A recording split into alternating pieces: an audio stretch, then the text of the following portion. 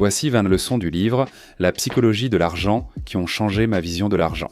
J'espère que cela pourra aussi changer votre vie. Personne n'est fou, enfin, sauf quelques-uns. Ce que nous vivons ne représente que environ 0,0001% de ce qui se passe réellement dans le monde. Et pourtant, cela représente environ 80% de la façon dont nous pensons que le monde fonctionne. Par exemple, en voyant cela, vous pourriez penser que c'était magique. Vous ne l'avez pas vu. Ça m'a pris environ 2 minutes et demie pour vraiment y arriver. J'ai dû faire plusieurs prises, mais finalement, ça a marché. Vous venez de voir quelque chose de cool, et même mon bracelet a changé. Change. Oh, voilà. Donc quand on voit des gens paniquer et tout vendre quand le marché baisse, ou acheter des billets de loterie, on pourrait penser que c'est une décision folle et irrationnelle. Personne n'est fou. À leur place, tu ferais sans doute pareil, chance ou risque. Disons que je sors, je fais quelques recherches et j'achète une action. Dans 5 ans, cette action pourrait ne pas avoir augmenté ou même avoir perdu de l'argent. Il se peut qu'en achetant cette action, j'ai fait un mauvais choix, ou au contraire un bon, mais sans avoir de chance. Certains événements indépendants de ma volonté se sont produits. Par exemple, cette action avait 85% de chances qu'elle soit de rapporter. Je suis juste tombé sur ces 20% où ça échoue. Cela signifie-t-il que ma décision était mauvaise ? Pas nécessairement. Mais ça peut aussi fonctionner dans l'autre sens. Ou tu as simplement de la chance, ou tu choisis quelque chose qui était en fait une mauvaise décision et ça finit par marcher pour toi. C'est essentiel d'écouter des conseils financiers et de prendre des décisions pour ta vie financière. Bill Gates était dans l'une des rares écoles de son État à posséder un ordinateur. Sans cela, il ne vaudrait peut-être pas des milliards de dollars. On ne sait jamais comment le risque et la chance vont intervenir dans nos décisions et comment cela peut tout changer complètement. La plupart d'entre nous ont de quoi vivre, manger, boire du café et regarder une vidéo sur YouTube. Mais on dirait qu'on cherche toujours à avoir plus de pouvoir, plus d'argent, une maison plus grande, plus de vêtements, une plus belle voiture. Je tombe aussi dans ce piège. Dès que j'aurai un demi-million d'abonnés, j'espère acheter une Tesla. Abonnez-vous. Sérieusement, il faut reconnaître quand on a assez. En ce moment, j'ai ce qu'il me faut, le reste serait un bonus. C'est complètement inutile. Et parfois, réaliser cela est que si on peut garder nos besoins limités, alors on peut avoir assez bien plus tôt que quelqu'un d'autre. Être satisfait de sa vie. Certaines choses ne valent jamais la peine d'être risquées pour obtenir davantage. Notre réputation, liberté, famille, amis, bonheur. La meilleure façon de garder tout cela est de ne rien risquer pour obtenir plus que ce dont nous avons déjà besoin. Intérêt composé. Je vais être honnête, c'est quelque chose avec lequel j'ai du mal. Quand on voit quelqu'un qui est au sommet de son domaine, que ce soit sur YouTube, dans les affaires, dans l'investissement ou dans une relation, on veut un peu ce résultat final, mais on le veut tout de suite. Et on ne voit pas tout le travail et les années qui ont été nécessaires pour y arriver. Par exemple, si vous regardez Warren Buffett, il a commencé à investir à l'âge de 10 ans. Je ne sais pas ce que vous faisiez à 10 ans, mais moi, je n'investissais pas. À 30 ans, il avait 1 million de dollars et à 59 ans, 38 milliards. Et maintenant, il vaut presque 100 milliards de dollars. Mais s'il avait commencé à investir à 20 ans au lieu de 10, cela aurait pu faire une énorme différence dans sa fortune actuelle. Très souvent, nous regardons les résultats au lieu de regarder les effets cumulatifs qui y ont contribué. Attendez-vous à ce que le plan change. Comme l'a dit Mike Tyson, tout le monde a un plan jusqu'à recevoir un coup en pleine figure. Quand nous planifions notre vie financière, prévoyons aussi les cas où cela se passe mal. Ayons des fonds d'urgence. Nous devrions viser à avoir probablement entre 6 mois et 1 an de dépenses de vie de côté, au cas où les choses de Clamp tourneraient en mal. Que se passe-t-il si une récession empêche de retirer son argent du marché boursier, ou si une crise immobilière survient ? Eh bien, nous ne voulons pas nous obséder sur toutes les choses négatives qui pourraient arriver dans le monde. Nous voulons structurer nos finances pour qu'elles soient inébranlables. Soyez le pilote de vos découvertes. Un vieux dicton des pilotes dit qu'être pilote, c'est des heures d'ennui entrecoupées de moments de pure terreur. Une bonne définition du génie financier, c'est faire ce qui est normal quand tout le monde autour de vous devient fou. La liberté en s'en est primordiale. Je suis totalement d'accord. C'est de ça que je parle tout le temps dans le minimalisme financier. C'est l'idée que même faire quelque chose que tu aimes, mais selon un emploi du temps que tu détestes, ou avec des gens que tu détestes, peut te donner l'impression de détester cette chose. Donc même si tu aimes ton travail en ce moment, ce qui est vraiment important, c'est de te concentrer sur la construction de ta liberté dans ta vie. Et si dans 1 an tu avais un patron horrible ? ou si tu détestes ton travail, ou s'ils essaient de te muter, ou s'ils font quelque chose, ou si tu détestes ton environnement de travail, ou les horaires qu'ils te citent ou encore qu'ils t'imposent. On devrait se concentrer sur la construction de notre liberté. C'est pour ça que j'ai quitté les autres emplois que j'avais, alors que j'aurais pu gagner plus d'argent avec eux. Mais je n'aimais pas les horaires, je n'aimais pas ce que je faisais. Donc, même si pendant les premières années j'ai gagné beaucoup moins d'argent, je préfère avoir la liberté et moins d'argent, parce que tout ce dont j'ai besoin, c'est d'assez. Personne ne se soucie. Personne n'est aussi impressionné par tes biens matériels que toi-même. Soyons honnêtes, en voyant quelqu'un conduire cette voiture, tu ne penses pas que la personne est géniale, mais que la voiture l'est. Imagine à quel point tu serais cool en conduisant cette voiture. J'ai vraiment eu du mal avec ça. J'étais toujours focalisé sur mes vêtements, ma voiture, ce que les gens pensaient de moi, de mon travail, peu importe ce que c'était, et comment les gens me percevaient. Alors qu'en réalité, personne ne s'en soucie vraiment, ils sont juste préoccupés par eux-mêmes. C'est libérateur, car tu n'as pas à dépenser d'argent ni à impressionner des gens que tu n'aimes pas. Je crois que ça vient de Pikeland. Sois riche, pas tape à l'œil.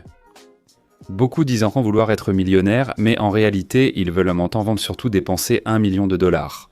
Ce qui est littéralement l'opposé d'être millionnaire. La plupart jugent leur succès à l'argent dépensé et à l'apparence de leurs affaires. Mais le vrai succès et la vraie richesse se mesurent à la liberté. Sois économe, surprenant, non ? Se constituer une richesse a en réalité très peu à voir avec combien d'argent tu gagnes, et presque tout à voir avec ton taux d'épargne.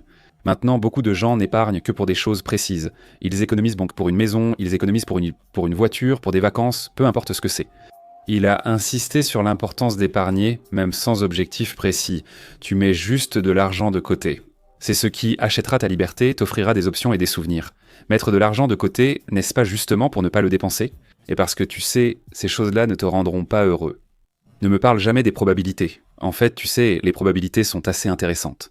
Les chances de gagner de l'argent en bourse sont de 50-50 sur une journée de 66%, sur un an de 88%, sur 10 ans et de 100% sur 20 ans. Cela montre vraiment l'importance de rester investi sur le long terme, de profiter des intérêts composés et de ne pas paniquer lorsque le marché baisse ou d'essayer de le chronométrer, mais simplement d'être présent sur le marché et d'investir continuellement de plus en plus sur une longue période. Et c'est comme ça que vous êtes, en quelque sorte, assuré de gagner de l'argent. Maintenant, si vous voulez être sûr de gagner de l'argent, inscrivez-vous sur Webull et recevez jusqu'à 12 actions gratuites en ouvrant et finançant un nouveau compte. Nous prédisons mal notre avenir. La plupart des gens restent avec le métier qu'ils ont choisi quand ils essayaient d'aller à l'école à 18 ans. Mais les chances de choisir un métier épanouissant, que tu apprécieras vraiment et où tu aimeras travailler. Pour les 40 prochaines années, les chances sont très faibles, car on ne sait pas ce que l'avenir nous réserve. Avant, j'avais des plans sur 5 ans et 10 ans, et maintenant, je ne prévois vraiment plus au-delà de 6 mois. Et si quelque chose ne t'apporte vraiment rien et que tu continues juste parce que tu l'as toujours fait, ce n'est pas vraiment une bonne raison de continuer. Il est peut-être temps d'opérer un changement et de voir ce que tu peux modifier. Ainsi, tu ne resteras pas coincé à faire quelque chose que tu n'aimes pas pour le reste de ta vie. Tous les prix ne sont pas affichés sur l'étiquette. Comme mentionné, il y a presque 100% de chances de gagner de l'argent en bourse sur 20 ans. Et la moyenne historique est d'environ 11% par an. Cependant, cet argent n'est pas gratuit. Il y a un prix à payer, mais ce prix n'est pas de l'argent. C'est la volatilité et l'incertitude. Et cela peut être vraiment puissant à comprendre, surtout avec tout ce qui se passe en ce moment. Voir le marché baisser de 20% et perdre autant d'argent peut être très effrayant. À moins que vous ne le voyiez comme des frais. Si je peux tenir bon pendant cette période, c'est cela qui va me rapporter de l'argent sur le long terme. Contrairement à ceux qui ne le supportent pas et quittent le marché.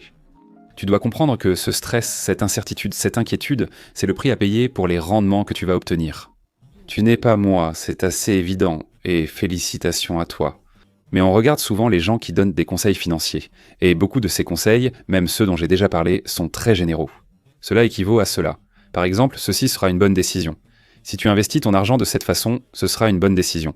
Ce n'est pas forcément vrai. Il faut bien choisir à qui on prête l'oreille. Donner des conseils financiers à un jeune de 18 ans diffère de ceux destinés à une personne de 30 ans qui fonde une famille ou à une autre de 50 ans proche de la retraite. Une décision excellente pour l'un peut être très mauvaise pour un autre. Il faut comprendre que je ne suis pas toi ni les autres que tu écoutes. Il faut prendre ça avec du recul et l'adapter à ta propre situation, parce que chaque situation est différente. Nous devons tous prendre des décisions différentes. Le Joker avait raison, certains veulent juste voir le monde brûler. Non, vraiment, c'est la négativité qui se vend. C'est pour ça que je n'écoute aucune actualité de quelque sorte que ce soit et que je n'ai aucune idée de ce qui se passe dans le monde. Un article prédisant une hausse de 50% du marché l'an prochain n'intéressera personne. Si cette même personne écrit un article similaire annonçant une baisse de 50% des marchés l'an prochain, tout le monde paniquera.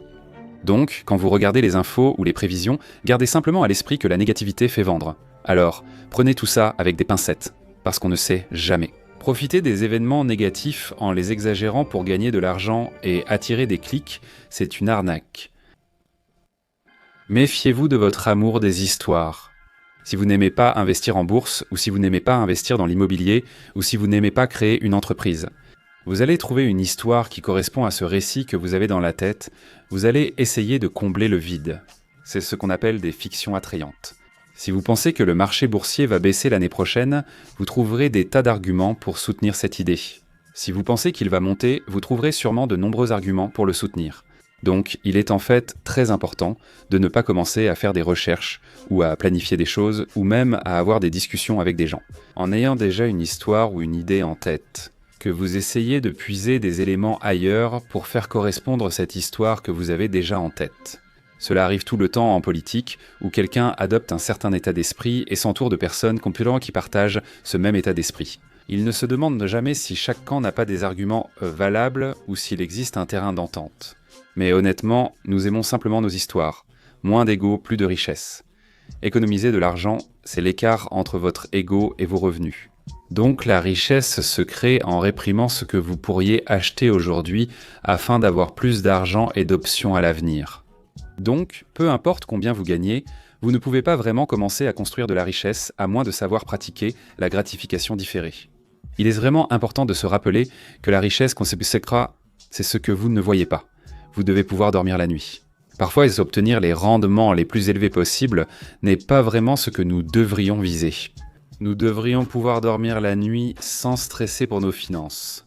Donc, lorsque nous envisageons un investissement, l'une des questions que nous devrions ajouter à la liste est « Est-ce que je pourrais dormir la nuit ?» Et si la réponse est non, et que cela va être une grande source de stress dans votre vie, alors peut-être devriez-vous envisager une autre direction. Ce n'est tout simplement pas la peine de perdre le sommeil pour ça. Investir n'a pas besoin d'être compliqué. Nombreux sont ceux dépassés par les multiples options d'investissement, comme l'immobilier ou une entreprise. Vous avez toutes ces actions, des milliers, voire des dizaines de milliers d'actions parmi lesquelles vous pouvez choisir.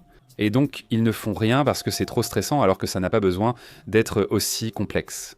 Ils parlent de l'une des façons les plus simples de commencer à investir, qui consiste simplement à ouvrir un Roth Individual Retirement Account et à investir dans des fonds indiciels à faible coût. Quelque chose comme VTSAX, et simplement continuer à y mettre de l'argent régulièrement. Chaque mois sur le long terme, sans te soucier du marché. Car tu vises dans 20 ans, cela paraît simple, mais ça marche. 85% des gestionnaires actifs de grande capitalisation n'ont pas surpassé le S&P 500 sur la décennie jusqu'en 2019. Il suffit de placer votre argent dans le S&P 500 et de le laisser. Accepter un certain risque. Un peu de risque, c'est bien. Pour gagner de l'argent en bourse, il faut investir de l'argent en bourse et donc prendre un risque. Oui, il serait peut-être plus sûr de garder cet argent sur un compte d'épargne, mais si vous ne prenez pas ce risque, vous vous garantissez de ne pas obtenir cette récompense. Donc même s'il est important de s'assurer que nous évitons les risques, cela pourrait en fait, ruiner nos vies. Prendre un risque calculé sur quelque chose qui a de très bonnes chances d'apporter un avantage en vaut totalement la peine. Et on ne peut pas simplement ne pas agir parce qu'il y a un certain risque impliqué. Maintenant, quelque chose qui présente un risque très faible et, espérons-le, un très grand avantage, c'est en fait de s'abonner à cette chaîne. Si vous n'êtes pas abonné, pensez à le faire. À la semaine prochaine.